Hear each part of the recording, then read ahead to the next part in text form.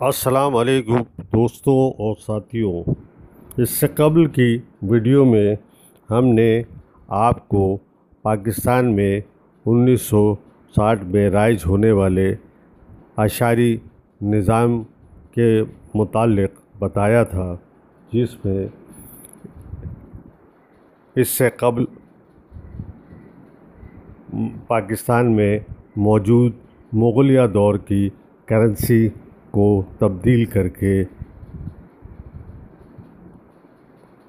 25 पैसे, 50 पैसे और 100 पैसे के सिक्कों में तब्दील कर दिया गया था।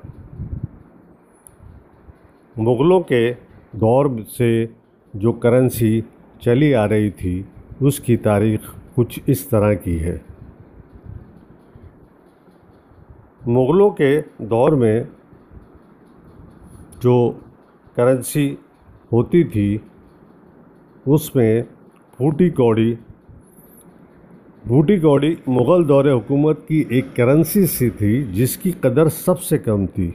3 फूटी कौड़ियों से एक कौड़ी बनती थी और 10 कौड़ियों से एक दमड़ी। अलावा अज़ी उर्दू ज़बान के रोज़मर्रा में फूटी कौड़ी को मुहावरतन मोहताजी की अलामत के तौर पर भी इस्तेमाल किया जाता था। मसलन मेरे पास फूटी कौड़ी तक नहीं बची है। दुनिया का पुराना तरीन सिक्का यही फूटी कौड़ी है।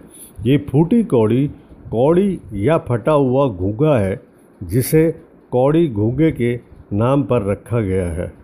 इसका इस्तेमाल दुनिया में कोई 5000 साल कबल वादी सिंध की कदीम तहज़ीब में बतौर करेंसी आम था। फूटी का नाम इसलिए दिया गया क्योंकि इसके एक तरफ फटी हुई होती थी, इसलिए कौड़ी का घूंघा फूटी कौड़ी कहलाता था। कुदरती तौर पर घूंघों की पैदावार महदूद थी। इसकी कामयाबी से ये मतलब लिया गया इसकी कोई कदर और वैल्यू है। 3 फूटी कौड़ियों के घूंघे एक पूरी कौड़ी के बराबर होते थे, जो एक छोटा सा समुंदरी घूंघा होता था। लेकिन इन दोनों की कोई आखिरी हैसियत थी, वो रुपया थी, जिसे पहले रोपा कहा जाता था, जिसे बाद में रुपया कहने जाने लगा। 1 रुपया 5275 फूटी कौड़ियों के बराबर था। इनके दरमियान 10 मुख्तलिफ सिक्के थे, जिन्हें कौड़ी, दमड़ी, पाई, धेला, पैसा, टका, आना, दुअन्नी, चवन्नी, अठन्नी और फिर कहीं जाकर रुपया बनता था। याद रहे कि 3 फूटी कौड़ियों से एक कौड़ी बनती थी और 10 कौड़ियों से एक दमड़ी।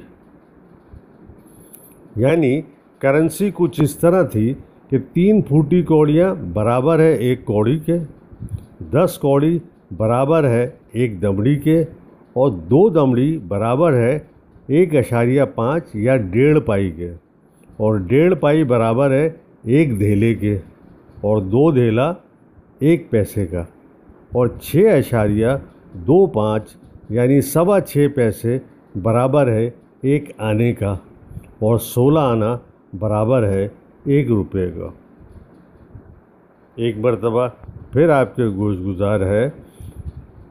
करेंसी की कीमत कुछ यूँ थी।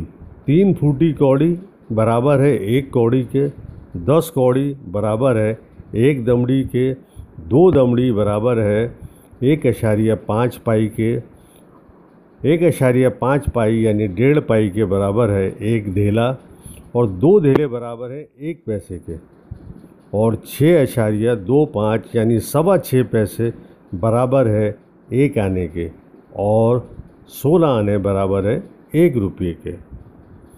ये तो नाज़रीन पुराने ज़माने की करेंसी का हिसाब किताब था। कदीम ज़मानों में कौड़ियों से एक खेल भी खेला जाता था जो बहुत मशहूर था, यानी जिसे चौपट कहा जाता था।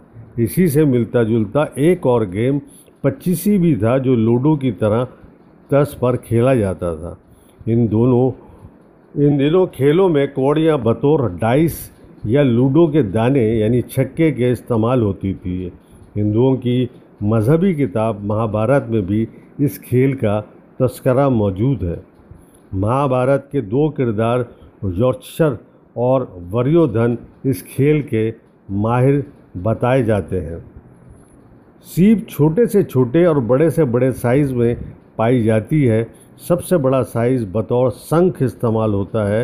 हिंदू बरादरी में शंख बजाना सदियों पुरानी रवायत का हिस्सा शुमार होता है।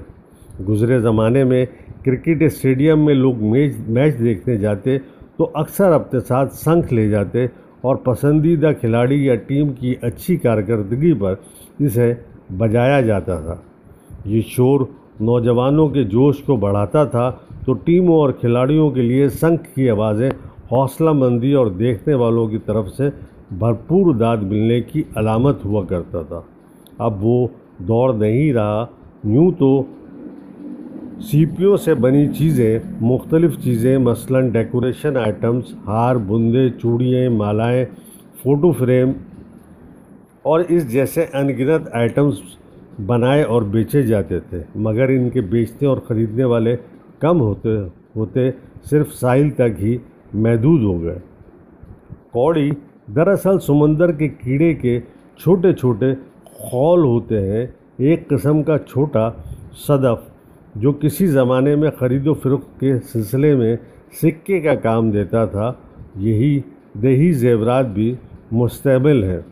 पुराने ज़माने में इन कौड़ियों से लोग बैल, भैंसों, भेड़, बकरियों और ऊँटों के गलों का हार बनाया करते थे।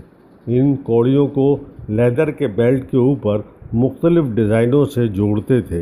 इनके साथ छोटे छोटे घुंघरू भी लगाते थे। जानवरों के शौकीन हजरात इन जानवरों को इन चीज़ों से खूब सजाकर फ़ख्र महसूस करते थे।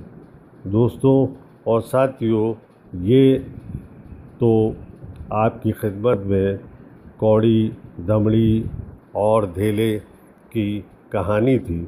आपसे गुजारिश है कि हमारे यूट्यूब चैनल एहसास इन्फो को सब्सक्राइब कीजिए और कमेंट्स कीजिए कि हम आपके लिए किन मौज़ूआत पर वीडियो तश्कील दें।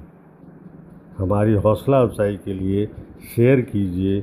लोगों की आगाही में आप भी बढ़ चढ़कर हिस्सा लीजिए। शुक्रिया।